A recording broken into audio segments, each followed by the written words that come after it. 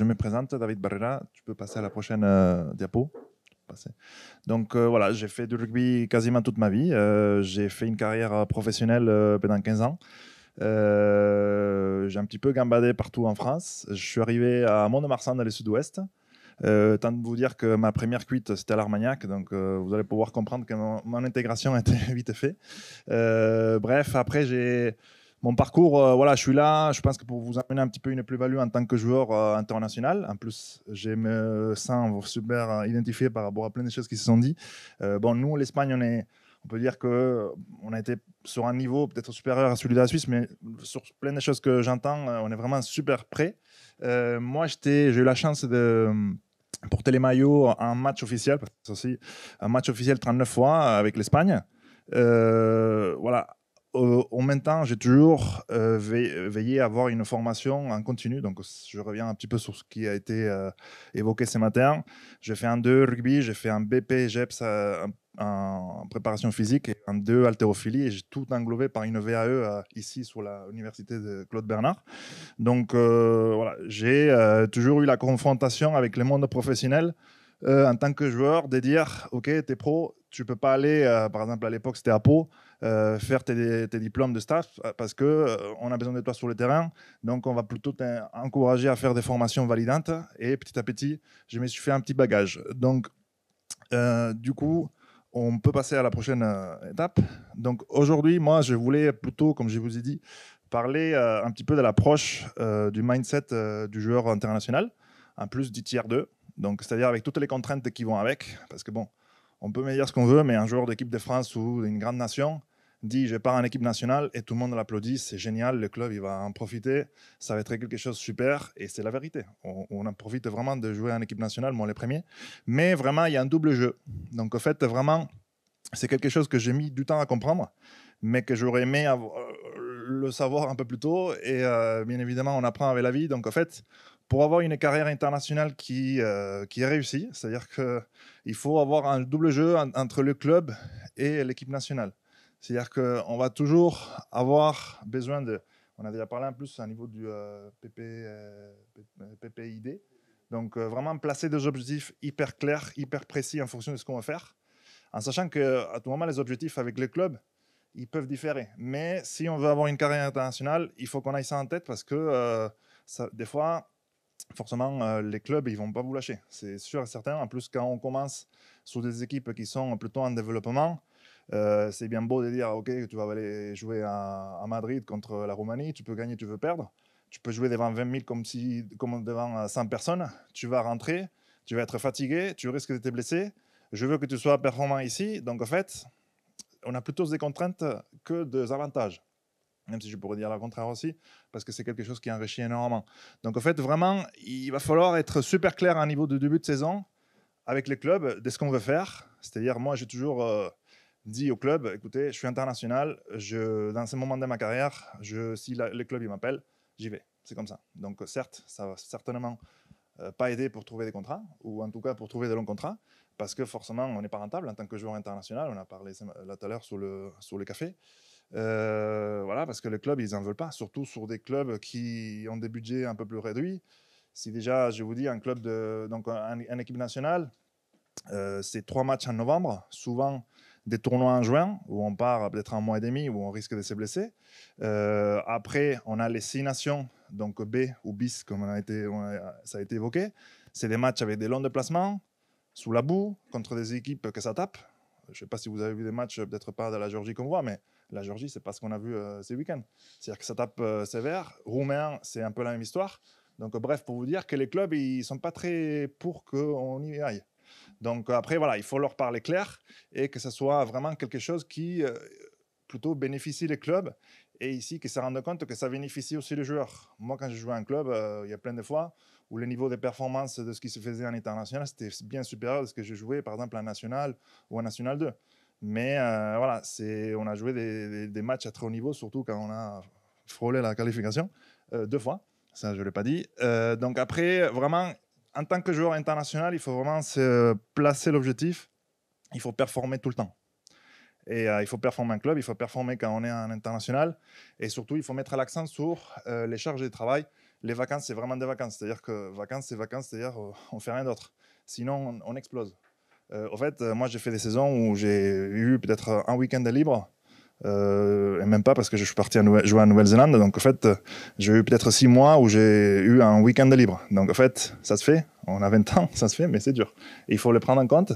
Et après, voilà, comme j'ai dit, là où il faut vraiment faire les clubs bénéficiaires, il faut faire les clubs. Et c'est là où, avec la fédération espagnole à l'époque, quand ça a commencé à marcher, c'est là où vraiment on a eu la possibilité d'avoir tous nos joueurs, c'est-à-dire qu'il y a eu vraiment, et c'est quelque chose que les Géorgiens ils ont fait, il y avait quelqu'un qui était référent et que c'était vraiment, lui, le taf, c'était d'appeler les clubs et d'avoir vraiment une relation vraiment d'échange avec les clubs pour qu'on puisse libérer les joueurs quand il fallait. Donc on peut passer à la prochaine étape. Donc voilà, là si vous voulez, on peut parler un petit peu plus sur les joueurs internationaux en compétition. C'est des choses qu'on a déjà évoquées, donc je vais les rapidement. Donc un joueur doit apprendre son statut international, c'est-à-dire qu'il faut le croire. C'est-à-dire qu'un joueur, si on est là, on est sélectionné, c'est parce qu'on vaut quelque chose. C'est-à-dire qu'on n'a rien à prouver, en fait. Après, si on n'est pas bon, on prendra un autre. Mais sur les petits microcycles qu'on y est, il faut tout donner. Donc, en fait, il ne faut pas non plus avoir peur de ça. Il faut vraiment avoir l'accent sur la récupération. Donc, les séquences d'entraînement, c'est du microscopique. C'est vraiment du microscopique. On prépare un match, on a peut-être, dans les meilleurs des cas, une semaine. La Suisse, c'est encore pire. Mais on a vraiment 2 séances de peut-être 40 minutes, sans parler des peut-être encore 40 minutes pour faire la mêlée, 40 minutes pour faire la touche pour les avants, vraiment pour préparer un match international sur des gens qui viennent avec des systèmes de jeu complètement différents, avec des philosophies de jeu complètement différentes. Donc c'est vraiment quelque chose qui est compliqué. Donc à ça, on se rajoute donc vraiment des changements au niveau des façons de s'entraîner. Quand on est en club, on est dans un cocon, c'est-à-dire qu'on dort chez soi, on a souvent notre copine ou notre femme qui nous fait à manger, on a notre lit. Là, on est peut-être dans un bon hôtel, on est peut-être dans un mauvais hôtel. La cuisine, à tout moment, elle est bonne, elle n'est pas bonne. Donc, tout ça, il faut le prendre en compte. Il ne faut pas qu'on soit déstabilisé là-dessus. Après, sur vraiment quelque chose aussi qu'on en parle très souvent, on n'en parle pas du tout. En tout cas, si on ne l'a pas vécu, on ne sait pas ce que c'est.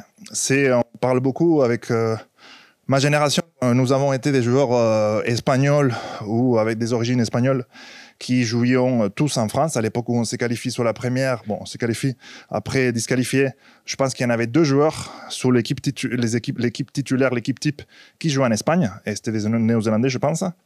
Donc tous les restes ont joué ici en France, Pro D2, Top 14, national. À l'époque, c'était Pool Elite. Et du coup, vraiment la gestion du contre-coup. C'est-à-dire que quand on revient en club, on est les derniers des derniers. C'est-à-dire qu'en plus, au contraire, on doit se rattraper parce qu'on est parti, on a lâché les copains du club pendant X semaines. Et il faut, déjà, on a fait des voyages, personne ne va s'en souvenir qu'on a joué devant 22 000 personnes. Ça, on le garde.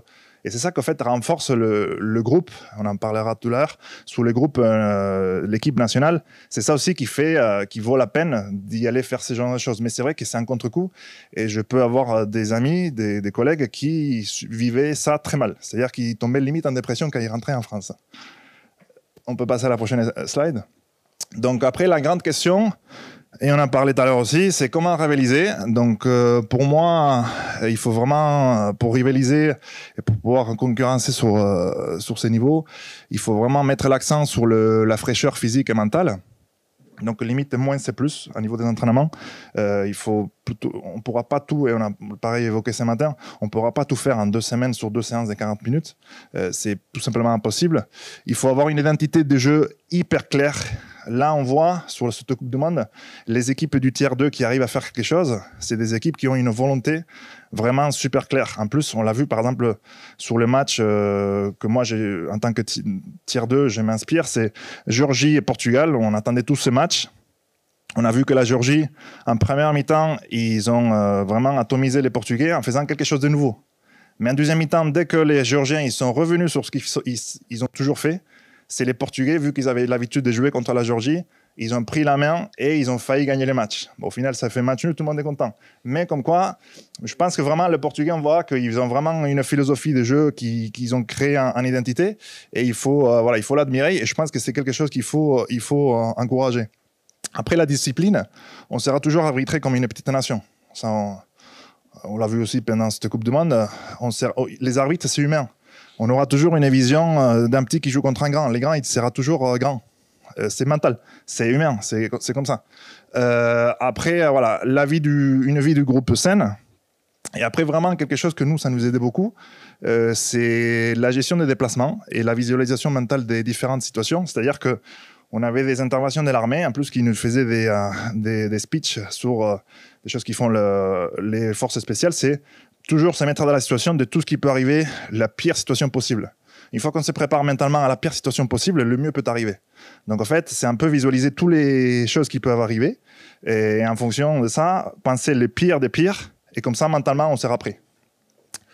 Et voilà. Pour ça aussi, la dernière vraiment chose qui va nous donner les plus-values, c'est la motivation. Quand on est en équipe nationale, normalement, il n'y a pas besoin de motivation. C'est-à-dire qu'on va pour performer.